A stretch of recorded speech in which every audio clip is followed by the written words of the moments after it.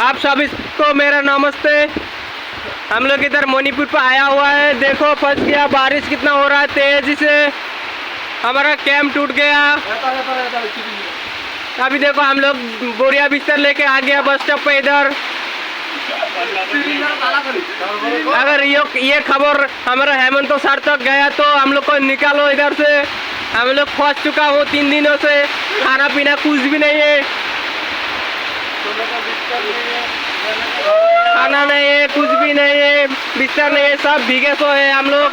बारिश देखो, पहाड़ों में फंसे सो है। ये जगह का नाम है मणिपुर तमिलनाडु और ये हमारा पैकेज 2 है, जांडू कंपनी जांडू। ये देखिए बेचारा भूख से क्या हो रहा है, खाना पीना नहीं है 3 दिन से। अगर ये न्यूज़ हमारा हेमंत सर तक गया तो हम लोग को निकालो इधर से।